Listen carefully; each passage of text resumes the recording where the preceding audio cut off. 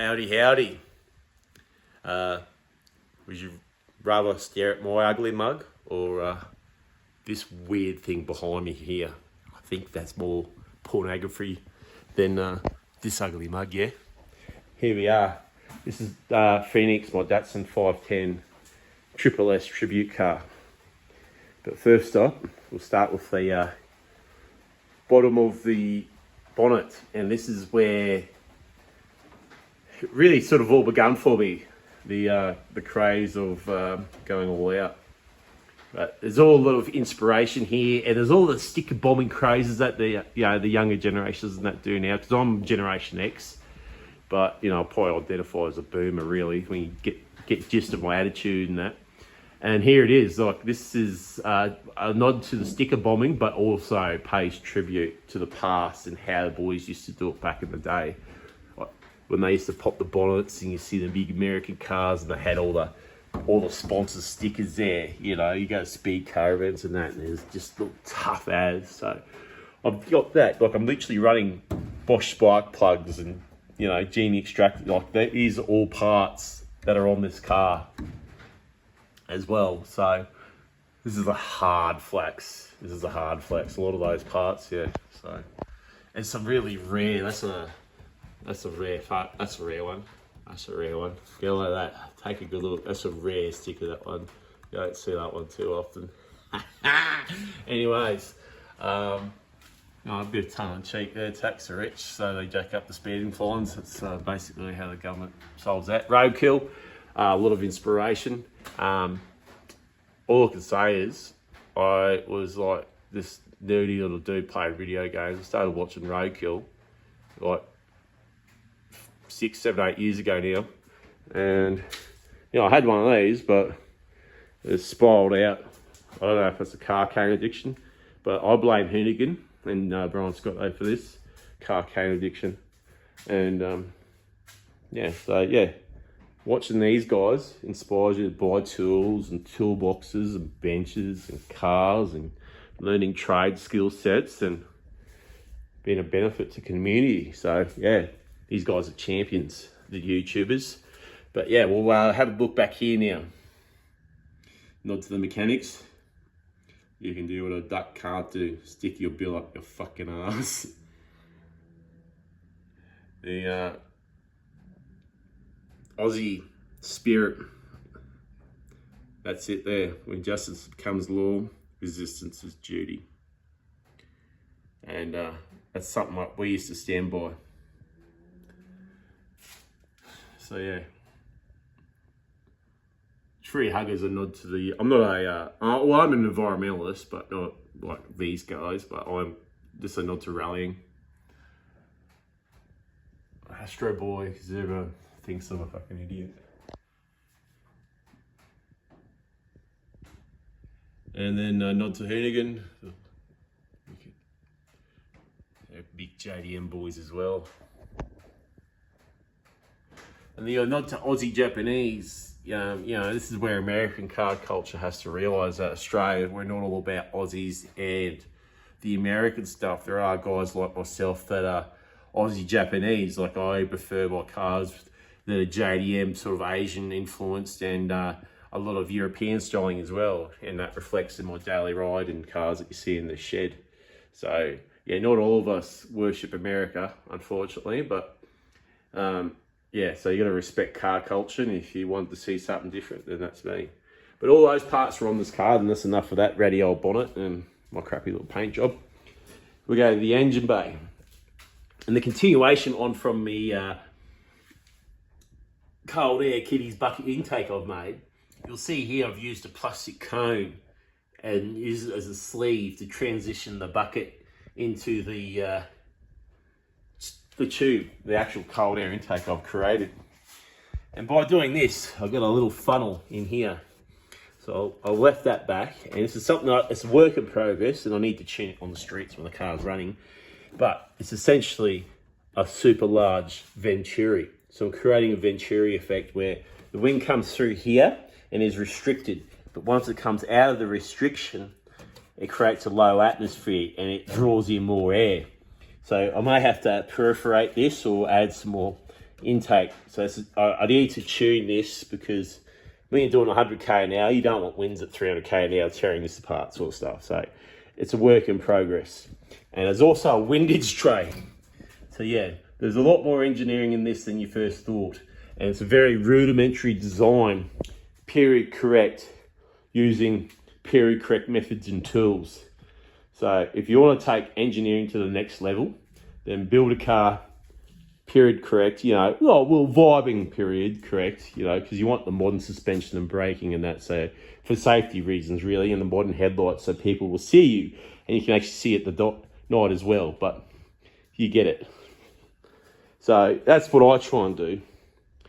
And but yeah, so we go into the ram air filter, and I've chosen the ram air filter like a sprint car setup because, race car look. And secondly, before I had individual filters on here, and I had this dead spot in the middle where essentially there was a big blockage there where they couldn't get airflow, and plus I had the tops covered with tin, meant there was no air coming from the top. So this is all the way around. So right now these two aren't scavenging off each other anymore. So before I used to have a slight hesitation, and I think it was because this secondary was starving this primary of oxygen. And because I had fuel leak ways before with the fuel pump overflowing the carburetors, I actually added the windage tray as a more of a fuel deflector. But since I've got the cold air coming in now, I want to deflect as much heat from the exhaust, which is now heat wrapped. And to pay reference to the vintage races, we're talking about 20s and 30s and that, and on the Bugattis and stuff, and the Mercedes where they diameters where they hand wrap the headers and then put this stainless steel wire. It's just a detail, just a nod to that. So the rusty old block that looks like it's been dragged off the ocean, from 6,000 years ago, with hand polished parts representing the motorsport. So the extinct dinosaur. And then I have this patinaed radiator that I've had recalled with modern internals. So essentially, I don't know if it's, was it 3 grade? It's modern radiator, but wrapped in vintage tanks. So it's all specifically done to maintain the look. A bit more race car stuff here with the overflow, and a bit of a nod there for all this odd little humour. The engine, I know, I've held this out long enough. The engine is an L20B tall block. It is the big block. It is the same bore and stroke as the L28 6 cylinders. It runs a Crow cam, has match ported heads, and at the moment it's got twin 45 Weber side draft carburetors. And everything else is pretty well stocked. It's got Genie, they're actually modified, they're Genie headers, and that's the exhaust over there. It's just a normal 2.5 inch. Sounds tough.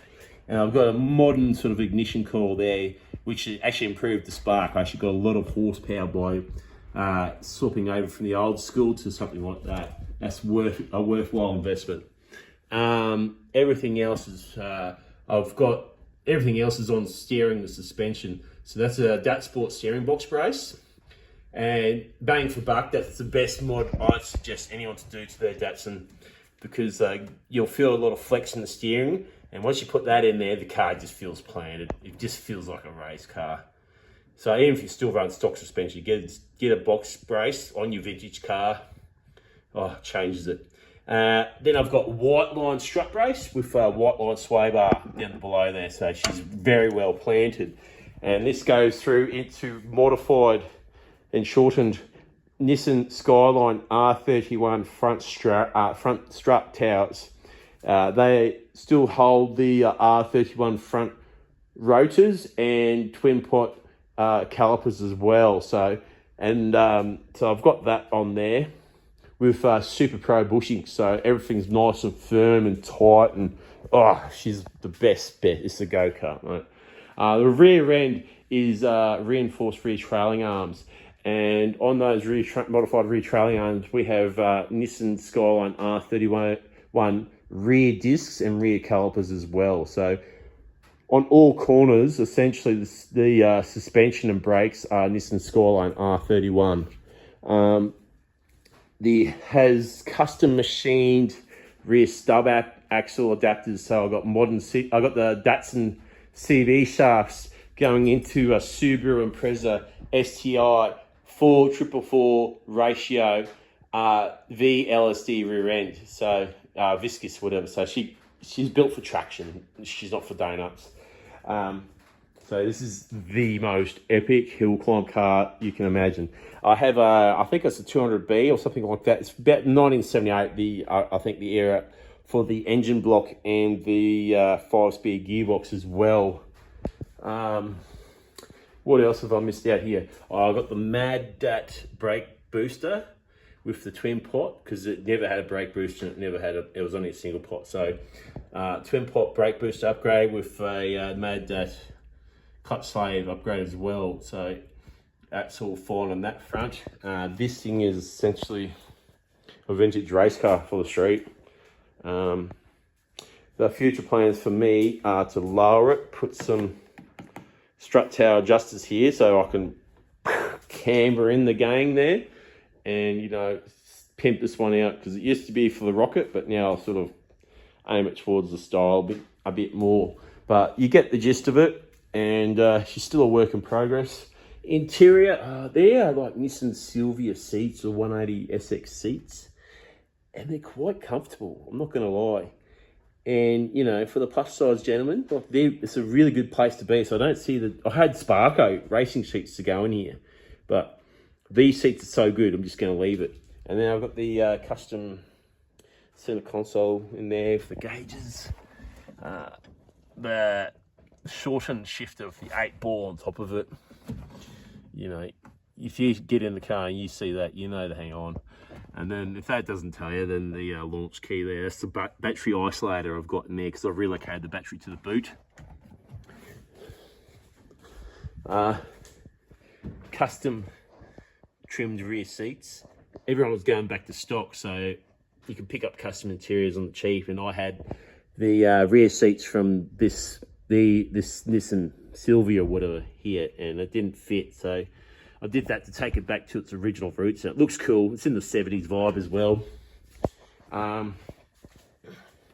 The Nissan Sunny super rare rear view mirrors. I got both. They're worth heaps. They're off a B310 Sunny. That's a Nissan Sunny.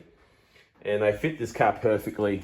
Highly sought after mirror. So if you ever see one, and they reckon I'd grab those, because they're worth, you know, they're probably like $500-600 each now. This steering wheel's from a boat I got from a neighbour. I shouted him a beer and he gave me a steering wheel. And I've eventually got the custom Datsun badge as well.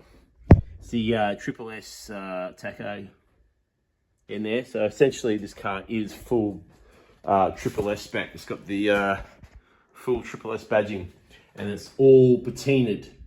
It's all patinaed. Like every part here, I've spent hours, thousands of hours combing the internet. It took me 8 years just to find the right patinaed Triple S badge that rare. And I had to beg, Japanese wrecking yard to get me one of these instead of just the cheap eBay knockoff like these ones that everyone's got.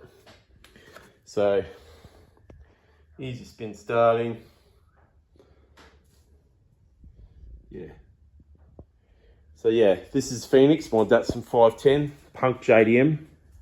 It's like a Triple S tribute, midlife crisis car. She's a living animal. She's bruised, she's beaten, but still the warrior. Still defeating on racetracks today, still kicking ass. The first JDM car and the first tuner car, really, when you think about it, for aftermarket mods and flexing your wealth with shitty add-ons, bolt-ons. Bolt-on boys. The first bolt-on car, that's it. It's the first bolt-on boy bomb. Thanks, guys. Like and subscribe. And if I don't see you on the track, I'll definitely see you in the street.